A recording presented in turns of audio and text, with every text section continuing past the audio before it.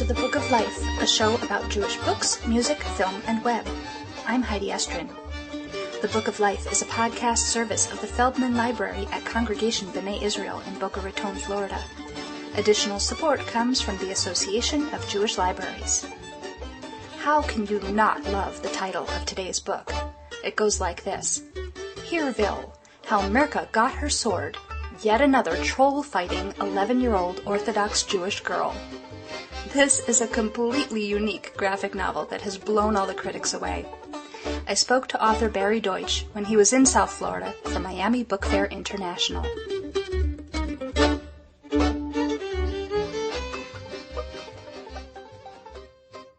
Hereville is about an 11-year-old Orthodox Jewish girl who wants to fight monsters. And it's a graphic novel. It's about the adventures she has. She has magical adventures. She meets a witch, and she meets a troll, and a very grumpy pig. And it's also about her home life and her family, and about life in her community, which is a very traditional, albeit fictional, Jewish community. So, Hereville began life as a webcomic, and then it evolved into a print book. So can you explain how each of those things came to be? The webcomic just came because a website called Girlomatic.com, which specializes in girl-friendly comics, was looking for submissions. And my friend Jennifer Lee, who does a brilliant webcomic called Dicebox, told me about it and suggested I should submit something. And so with a very little time before the deadline, like a week or two, I just kind of thought, okay, what do I want to do? The idea popped out, an 11-year-old Orthodox Jewish girl who wants to be a hero. So I wrote the first few pages having no idea where I was going, and Girl-O-Matic said yes. And then I was stuck with, I have to actually write a story. So I was making it up as I went along, and also doing research as I went along, and the more research I did, the more I realized that I wanted to go back and do the beginning of the comic over. And doing a graphic novel for Abrams gave me that chance. Okay, so is the graphic novel pretty different from the webcomic? It's different with overlaps. The webcomic, when I was finished with it, was 57 pages long. The graphic novel is about 140 pages long. So there's obviously lots of new material. And even where there's old material, I've rewritten and redrawn lots of it. And then it ends at the same place, because the one part of the webcomic I was happy with is how it ended. Huh. And is the story going to continue? Will there be a sequel? There will be at least 2 sequels. Oh, good. Abrams has asked me to do 2 more, and I'm hoping, if all goes well, there will be many more after that. Excellent. Yeah, thank you. With your webcomic, and now with your print version of Hereville, you've inhabited both the digital and the print worlds. So do you have any thoughts you want to share on the future of the book? I think the distinction, at least as far as comic books go, is going to become more and more moot. It's a comic book, whether you're reading it on a screen, or looking at it on your iPad, or reading it on ground-up corpses of trees. And in the end, it's the strength of the story and the characters and the artwork that matters, not the physical thing that you're looking at it on. Now, I love the book, and I think there's a certain sheen and life it takes on paper that's different from what it can do anywhere else. But I think that in the end, most comics are going to be available both ways. And there's no reason, other than working out the legal technicalities, that we can't have everyone reading comics the way they want to. Okay, fair enough. So you were saying how you just sort of, on the spur of the moment, dreamed up this character and her adventures. Where did that come from? Because you yourself do not appear to be Orthodox. I'm not Orthodox. That's a question I get a lot. Yeah. I was raised Reform. Okay. We went to synagogue on high holy days, but we did eat ham. But on the other hand, no Christmas tree. That was a step too far for us. People ask me a lot where the idea came from. And at first, the honest answer was, I have no idea. But in retrospect, kind of like an archaeologist, you dig through the background and you can kind of see, there were all these bits and pieces there already. A comic book I worked on for a couple of years and then abandoned. My life is full of abandoned comic book projects. Was an adaptation of Rapunzel. And in my version of Rapunzel, the Prince Charming had a stepsister who was very tough and martial and liked fighting and parted her hair in the middle and kept the rest of it in a braid. And so that was obviously somewhere back there. I had an idea, which I never actually got around to drawing, for doing some traditional fairy tales like St. George and all, except that the protagonist was going to be Jewish, and one of the barriers they faced was going to be that it wasn't legal in medieval Europe at the time for a Jew to walk around armed with a sword, so what do you fight a dragon with? So that was in the background. And probably about 10, 15 years ago, I read Holy Days by Liz Harris, I think. She wrote a book about Hasidic families. I found the book totally absorbing, and I think that obviously was swimming around in the back of my mind. You know, when the Girl-O-Matic thing came up, kind of combined and swirled around, and from there it's just a short step to this tough little 11-year-old Orthodox Jewish girl and her quest for a sword. So it was all just percolating and came together. What has the... Well, I was going to say, what has the response been from Orthodox readers? But I guess first, I know that Orthodox readers can be very selective in what they'll even allow their children to read. So have you had Orthodox readers? Well, I mean, there's Orthodox and there's Hasidic. True. Right. So, as far as I know, I've had no Hasidic readers. I mean, it's not in Yiddish, for one thing. Right. And they don't normally allow their kids to read anything written by someone who wasn't at least Orthodox Jewish, preferably Hasidic. So... No responses there. Lots of responses from Orthodox readers. And, of course, there's always corrections. Right. And some of the corrections even contradict each other because, you know, things like exactly how do you put out the candle at the end of Shabbos? Do you pour the wine over the candle, or do you dip the candle in the wine? And I've actually drawn it both ways, and, you know, had readers say, oh, that's right. Oh, no, that's completely wrong. And some of the cases, they caught me in outright errors, and it's very useful because I can correct it. But the reaction has been very positive. It's not like, oh, you made this error and this error, it's a terrible comic book, it's not worth reading. It's, I love this comic. I'm giving it to my niece and my nephew, but on page 78, you may want to fix this. So. Okay, well, that's good. Constructive criticism. Oh, absolutely. Yeah. So I've been very relieved and happy. There was an Orthodox writer wrote a review in Boston Phoenix, which was very positive. Good. Actually, that was another question that I had, is the reviews have been overwhelmingly positive, which, congratulations, by the way. Have there been any, besides like little corrections like what you described, have there been any actual criticisms of the book, any negative reactions? There was one blog. They enjoyed the book but thought that the ending was a letdown and came too quickly. But that's not really a criticism. They were enjoying it so much they didn't want it to end. Well, they thought the end could have been better written to be not so disappointing. But that's the only negative review we've had. I mean, it's been overwhelming and shocking, and how positive the reviews have been. We've gotten 4-starred reviews from trade journals. The Kirkus Reviews just put out their best books of 2010. Right, I saw it. And Hereville was the best in 3 lists. What really matters is what readers think, so I'm hoping all this will convince readers to pick up the book and read it. Because my biggest worry is that people are going to hear about it and think that it's a textbook, that it's going to be, learn about Jewish life. It really isn't. It is embedded in Jewish life, but it's not about teaching anything. It's about telling a fun story and hopefully letting people enjoy these characters as much as I do. Absolutely. It's not preachy in the least. Actually, that was related to another question that I had.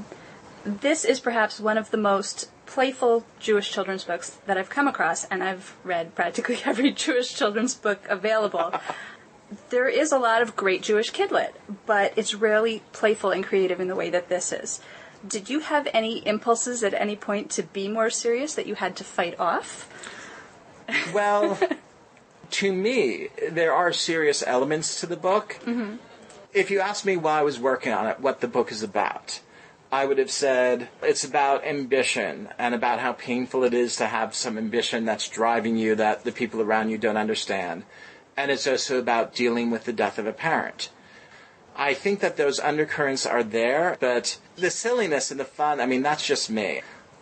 one thing that made it feel so lighthearted for me is that there was nothing in there about prejudice. So many Jewish books, even for kids, are about, everybody hates the Jews. And this had nothing of that. Now, maybe it's because everybody in their town was Jewish, and so there was no outsider to dislike them. But it was almost a surprise to find a book that didn't have that element. Well, part of it is that it's an intentional community. There isn't much about this in the book because the point of view character is an 11-year-old girl. This entire community is something that grown-ups got together and said, we want to have a community that's purely Jewish, where we can raise our kids and they'll grow up in this purely Jewish environment. So when you start with that, and when your point of view character is an 11-year-old girl who, although she certainly had troubles in her life, is essentially very well raised and very well loved, you're going to end up telling the story where she's not seeing darkness in the world around her in that way. Now, in the long run, eventually she's going to grow up, she'll reach her teens and her 20s, and she'll have a broader and more sophisticated view of the world and be more aware of other things.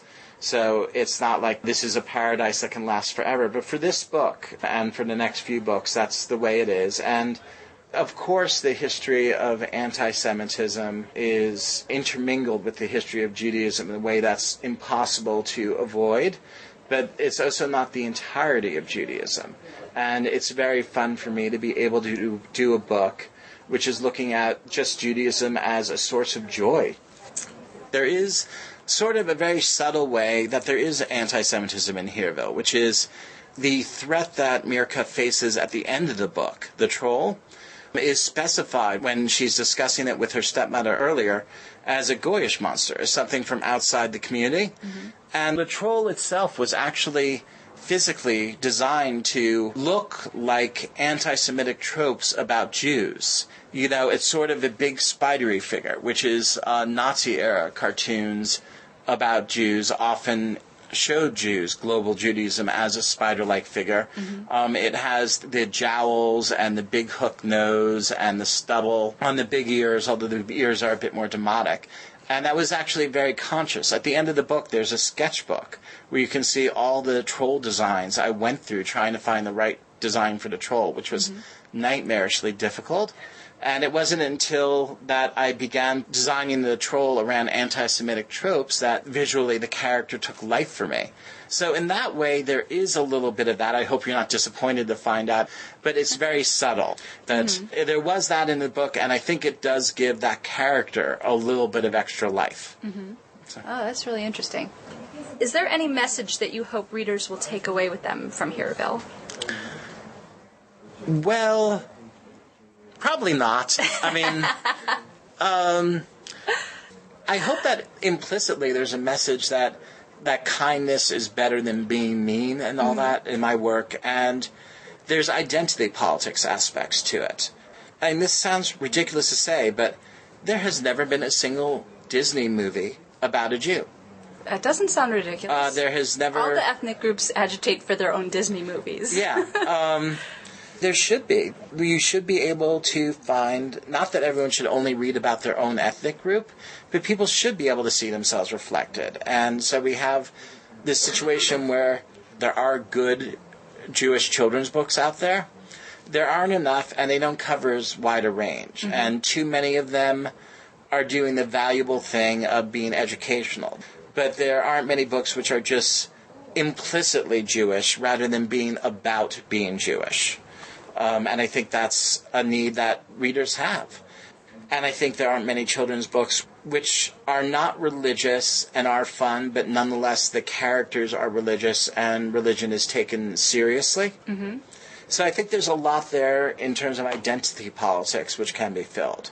That's something that's important to me. I don't think you're ever going to see me do a comic book about a muscular, handsome, straight, white Christian male, because I feel... done. Yeah, it's covered. There are people doing that. So. You had done a blog post about the sudden rash of Jewish graphic novels coming out. So could you talk a little bit about that? It seems like all of a sudden, we were saying there's not enough of certain kinds of Jewish books, and suddenly there are. When I was invited to the Miami Book Fair, where you're interviewing me today, they sent me a bunch of questions. And one of the questions that a reporter for a Miami Jewish publication, I believe, sent was, there are a lot of Jewish books at the Miami Book Fair this year. What do you think sets your book apart? Without looking, I actually started composing an answer talking about graphic novels, and then I thought, this is going to lead to pile over my face. I better check. So I emailed the person back and said, could you send me a list of what the other Jewish books at the Miami Book Fair are? There were 2 other graphic novels there. There was Anne Frank, the authorized graphic biography, and there's Make Me a Woman from Fantagraphics, which I don't know if you've seen it, but it's gorgeous. It's definitely worth looking for. And I hope that my saying that will make up for that. I can't remember the author's name right now. But and then I was curious. I was wondering what else was coming out right now. And I looked, and there was also How to Understand Israel in 60 Days or Less is also coming out right about now. And there's a comic book version of the Old Testament, a really neat-looking book. I haven't read it yet, but the cartooning looks really neat. All 5 of us are coming out this quarter. I guess it must be a coincidence, and these 5 books, other than the fact that they're all very Jewish books, and they're comic books, there's really nothing they have in common. So what else do you wish that I would ask you that I didn't think of? Oh, boy. Let's see. People very rarely ask me about drawing technique and how I draw and things like that. Hereville is drawn entirely on computer. I have a special monitor called a Cintiq.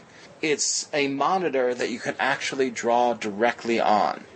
It is the most wonderful drawing tool because it lets you draw without fear. Because it used to be that if I got a line wrong too many times, my paper would either be worn through with erasing or would become unworkable because the multiple strata of whiteout or white paint on top of it would just become too lumpy and unworkable and possibly stick to the glass when you tried to make a copy of it.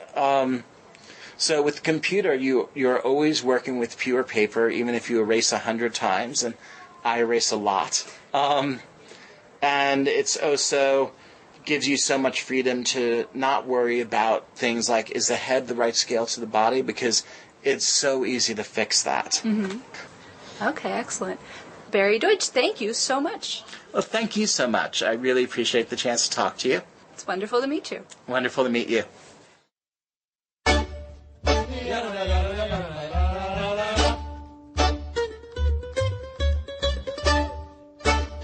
There are so many ways to connect with the Book of Life. Fan us at facebook.com/bookoflifepodcast. Follow us at twitter.com/bookoflifepod. Email us at bookoflifepodcast@gmail.com or leave us a voicemail at 561-206-2473. You can also listen to the latest episode by phone at 916-313-3820. And, of course, find links to everything at bookoflifepodcast.com. The Book of Life is a podcast service of the Feldman Library at Congregation B'nai Israel in Boca Raton, Florida, at cbiboca.org, and is supported in part by the Association of Jewish Libraries at jewishlibraries.org. Our background music is provided by the Freilach Makers Klezmer String Band at freilachmakers.com. Thanks for listening, and happy reading.